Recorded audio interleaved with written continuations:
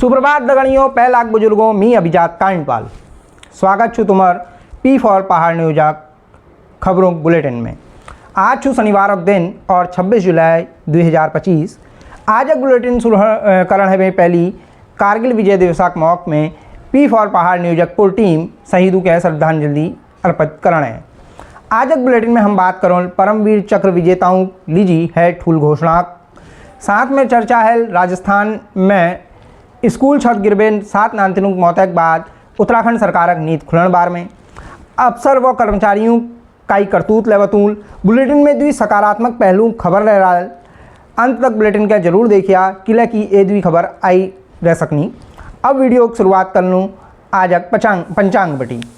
आज का पंचांग सावन का पावन महीना चल रहा है और आज है शनिवार का दिन व शुक्ल पक्ष की द्वितीया तिथि जो रात 10:41 तक रहेगी। वहीं दोपहर 3:52 तक अश्लेषा नक्षत्र और कल सुबह 4:06 तक व्यतिपात नाम का योग रहने वाला है। इसके साथ ही आज बालव और कौलव कर्ण रहेंगे।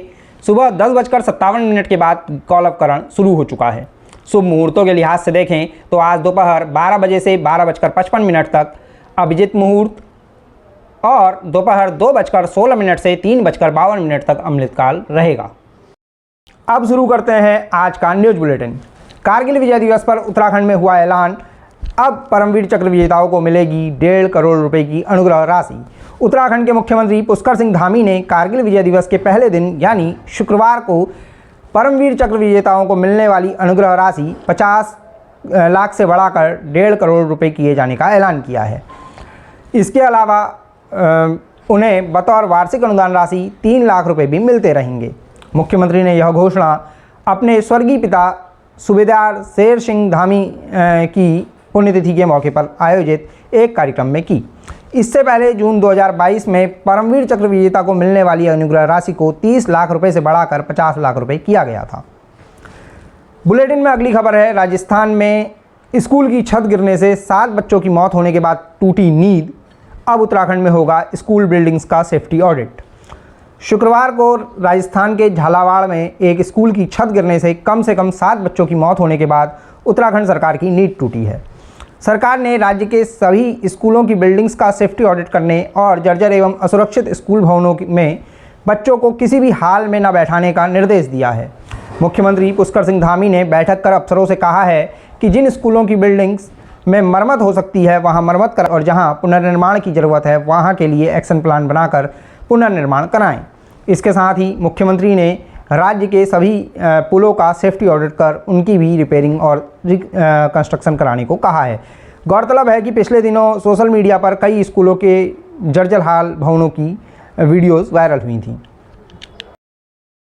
अब बढ़ते हैं अगली खबर की ओर। 20,000 रुपये में बिक गया चकबंदी लेखपाल का ईमान, घूस लेते रंगे हाथ गिरफ्तार। लक्सर में कानूनगो का काम भी देख रहे एक चकबंदी लेखपाल ने अपना ईमान 20,000 रुपये में बेच दिया।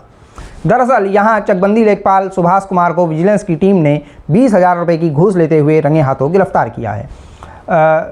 आरोप है कि सुभाष ने एक शख्स से उसकी ज़मीन की सीमा में संशोधन करने के लिए 40,000 रुपये मांगे थे, लेकिन सौदा 20,000 रुपये में तय हुआ। इसके बाद शख्स ने उसकी शिकायत करी। विजिलेंस की टीम ने सुभाष के घर व ऑफिस में तलाशी भी की है और रिपोर्ट्स के मुताबिक टीम को कुछ डॉक्यूमेंट्स मिले हैं जिनकी जांच चल रही है। अगली खबर अफसर की मनमानी को बताने वाली है।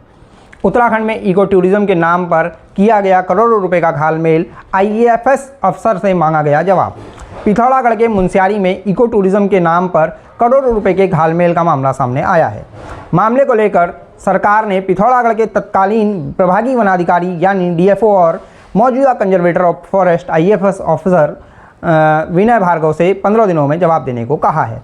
आरोप है कि उन्होंने इजाज़त लिए बिना 2019 में पिथौरागढ़ में डीएफओ रहते हुए कई पक्के निर्माण कार्य करवाए हैं। इनमें डोरमेट्री, वन कुटीर उत्पाद विक्रय केंद्र, 10 वीआईपी इको हट और ग्रोथ सेंटर का निर्माण शामिल है। इतना ही नहीं, बिना टेंडर निकाले या सक्षम अनुमति के एक निजी संस्थान से कंस्ट्रक्शन मटेरियल खरीदकर उसे एक मुफ्त पेमेंट भी की गई है। इसके अलावा बिना सक्षम अनुमति के एक इको डेवलपमेंट कमेटी के पर्यटन से मिलने वाले पैसों का 70% हिस्सा देने के लिए एमओयू भी किया गया है। वहीं पिथौरागढ़ में कुल 14.6 किलोमीटर लंबी 10 फायर लाइन की मेंटेनेंस और सफाई के काम को भी वर्किंग प्लान में तय सीमा से अधिक किया गया और 2020-21 में 90 किलोमीटर फायर लाइन का पर 2 लाख रुपए खर्च किए गए हैं। अब बढ़ते हैं पंचायत चुनाव से जुड़ी खबर की ओर। पंचायत चुनाव के दूसरे चरण में 40 विकासखंडों में होगी वोटिंग, आज थमेगा चुनाव प्रचार। पंचायत चुनाव के दूसरे चरण की वोटिंग के मद्देनज़र आज शाम 5 बजे प्रचार प्रसार थम जाएगा। इसके बाद कैंडिडेट केवल डोर टू डोर कैंपेन ही कर पाएंगे। वहीं वोटिंग के मद्देनज़र उत्तराखंड की सीमा से लगे भारत नेपाल इंटरनेशनल बॉर्डर को भी सील कर दिया गया है, जो 28 जुलाई को मतदान पूरा होने के बाद खुलेगा। गौरतलब है कि दूसरे चरण में 5033 पदों के लिए 14,751 प्रत्याशी मैदान में हैं। वहीं पोलिंग पार्टियों को भी आज यानी शनिवार से ही रवाना किया जाएगा। अब बढ़ते हैं 2 पॉजिटिव खबरों की ओर। राज्य में बनेगी wedding destination policy, 2 spiritual economic zone भी होंगे डेवलप। उत्तराखंड के मुख्यमंत्री पुष्कर सिंह धामी ने अफसरों से कहा है कि वे अन्य राज्यों की वेडिंग डेस्टिनेशन पॉलिसी का अध्ययन करें, जिससे राज्य में अट्रैक्टिव वेडिंग डेस्टिनेशन पॉलिसी बनाई जा सके।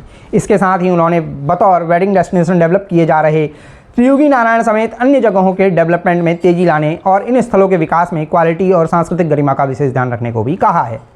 इसके अलावा मुख्यमंत्री धामी ने 2 स्पिरिचुअल इकोनॉमिक जोन डेवलप करने की दिशा में तेजी से काम करने का भी निर्देश दिया है। उन्होंने कहा कि यह पहल राज्य में धार्मिक, सांस्कृतिक और आध्यात्मिक पर्यटन के साथ ही आर्थिक गतिविधियों को भी मजबूत करेगी।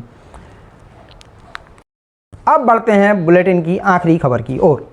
उत्तराखंड के दून मेडिकल कॉलेज में पहला ऑर्गन बैंक और सभी मेडिकल कॉलेज में बनेगा मिल्क बैंक। राज्य के स्वास्थ्य एवं चिकित्सा शिक्षा मंत्री धन सिंह रावत ने अफसरों को देहरादून मेडिकल कॉलेज में ऑर्गन बैंक स्थापित करने की कार्रवाई करने का निर्देश दिया है। रावत ने बताया कि ऑर्गन बैंक के लिए सभी औपचारिकताएं पूरी की जा रही हैं और इसके लिए नोडल अधिकारी की नियुक्ति भी हो गई है। वहीं राज्य में जल्द ही organ and tissue transplant organisation की स्थापना करने की भी तैयारी चल रही है। इसके साथ ही उन्होंने प्रदेश के सभी मेडिकल कॉलेजों में नवजातों के लिए मिल्क बैंक बनाने को भी कहा है। आज के बुलेटिन को यहीं देंगे विराम। बुलेटिन पसंद आया हो तो वीडियो को लाइक, शेयर और चैनल को सब्सक्राइब जरूर कीजिएगा। जल्द मिलेंगे किसी नई वीडियो के साथ, तब तक के लिए नमस्कार। मैं अभिजात कांडपाल।